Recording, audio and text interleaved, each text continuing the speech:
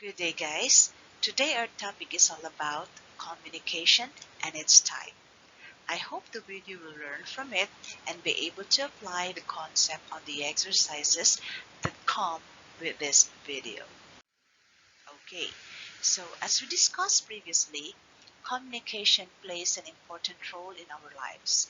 On a daily basis, people communicate with each other with different intentions in mind. Either we interact to show or convey our ideas and knowledge.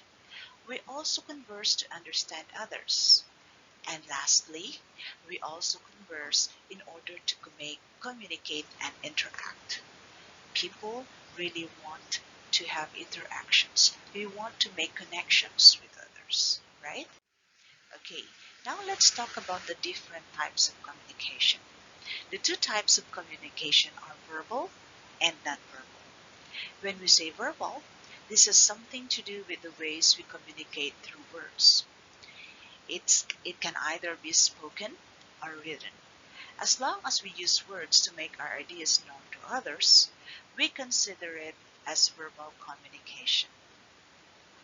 On the other hand, when we just use our facial expression, just example, merely frowning, sobbing, or laughing, we can make others know what is our state of mind.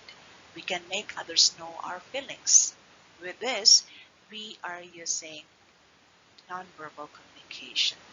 We just simply having a nod or a wink, we can convey our agreement.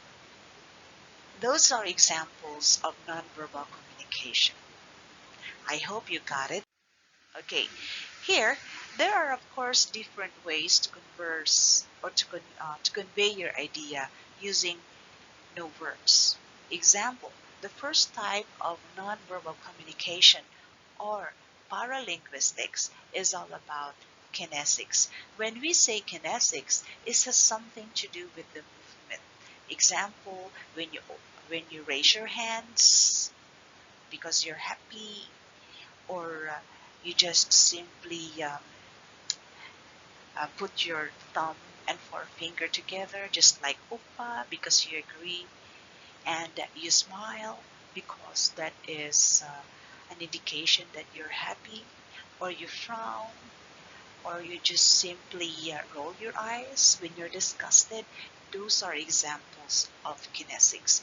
In short, when we say kinesics, this is something to do with bodily movement.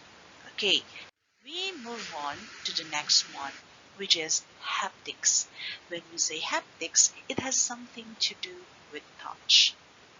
Remember, guys, we just simply um, listening to how you feel of the touch being given to you by someone. You can simply know his intention. Of course, there are different touch. There are different interpretation of touch. Example, a light touch can be just simply a friendly touch. It means it's friendly. There is rough. When we say rough, it means that someone might be angry or agitated or annoyed. Or there is really sensual touch. You can uh, you can interpret it when somebody wants you physically or sexually. Of course, there are so many interpretations of touch, and there are times that we can complain harassment because of simply saying that the touch was something like malicious. So let's just be careful. That is why when we become teachers or we do transactions in the office, when you become employees, touching is normally prohibited because it may interpret differently. You can get sued because of touching, so you have to be careful. Okay. Next, we have vocalics. Of course, vocalics can be related to verbal communication. But this is nothing to do with words. When we say vocalics, it has something to do with the tone of the voice, the volume of the voice. When your mother is just simply asking to do you to do something, but her tone is a little bit high. That means she might be irritated, or she has been asking you several times to do it, but you didn't listen, you didn't take heed. That's why the tone is rising. So definitely, when we hear people scream or shout, the words that may be delivered would mean differently when it is being shouted or delivered through shouting, or you deliver it through whispering. So there is really a message. There's underlying message that we get through vocalics. Okay, we have here proxemics.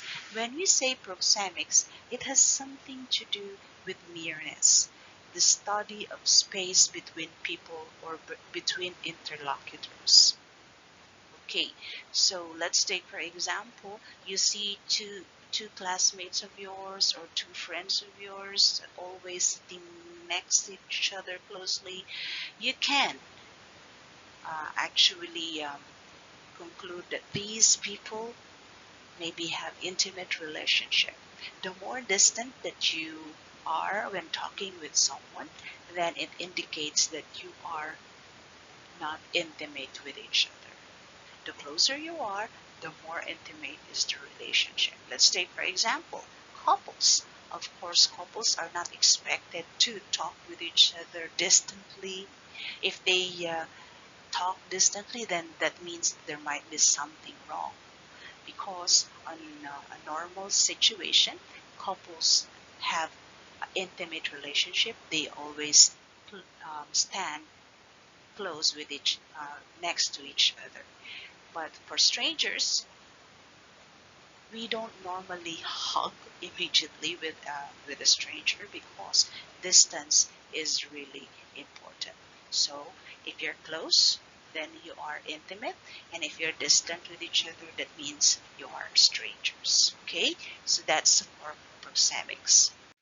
We have here chronemics. When we say chronemics, it has something to do with time, meaning the time element of any conversation that you are having could mean something.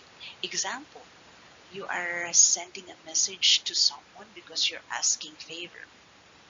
If the time passed long time has passed, and the the the friend that you're asking favor from did not reply even though he has seen the message, then that means it is not approved.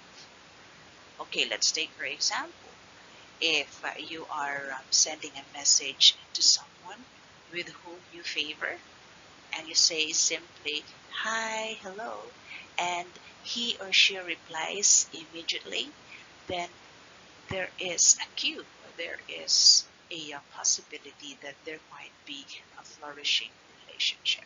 Okay, so chronemics time is really important. So it's not only uh, within talking, but we all know that time is very precious. The moment that you see that time is given importance, then you know that someone, the person you're talking to, is really interested in what you're saying. Okay, so we have here olfactics. When we say olfactics, it has something to do with the message through smell. Example, when you are going outside and you put on perfume, your parents may say that, oh, you're having a date. Why? Because you put on perfume. Okay, so it's something to do with that. Or another example is when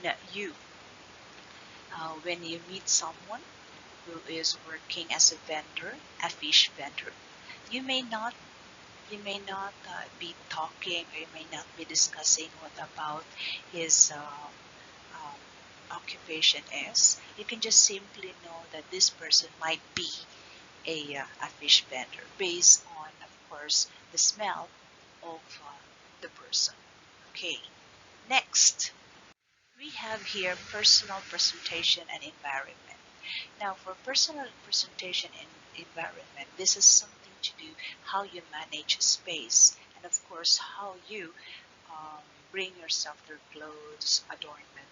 Okay, let's take for example this lady with a good, beautiful hat and is wearing fancy dress.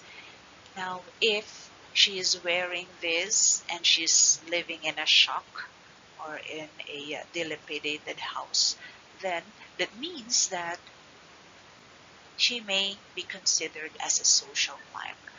Okay, now on the other picture here, if you see this picture, there seem to be a lot of computer monitors, computer devices or gadgets.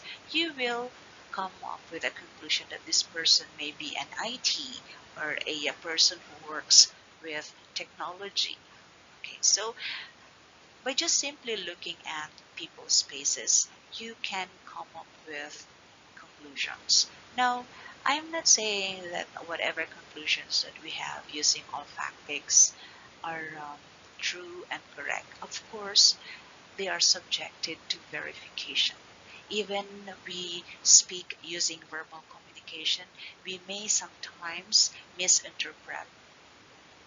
We may also um, have different understanding of what is being said by means of communication. So is with nonverbal communication. You may also have different interpretations. That is why deciphering message in communication is really important. You need to have focus on someone if you are going to talk with him or her, because by just simply hearing the verbal words or the words being uttered by someone while communicating is not sufficient. So for us to be able to understand completely what the person is talking about, we should also focus to him by looking at his gestures, looking at his mannerisms, the way he carry himself. So it is very important. In short, guys, when you already work, these are the things that are being expected from you. The way you deliver words, the way you manifest your personality, the way you manage your physical environment. That is the meaning of communication and be able, and that means that we will be able to convey the true meaning, or we will be able to understand if we look closely and observe closely. Okay, here is an example of the picture. This is the picture exercise that I want you to work on with. Okay, so I want you to come up with an explanation of the picture using the paralanguage.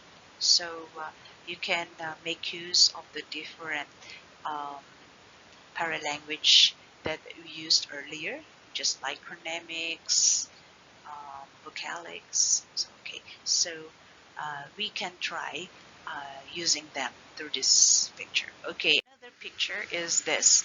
This one, you can also interpret the feelings of the beauty queens. Okay, so using um, facial expression, so the time.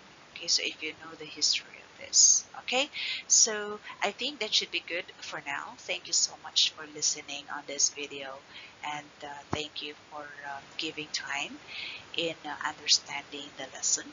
I hope that you learned something out of this. Thank you so much. Goodbye.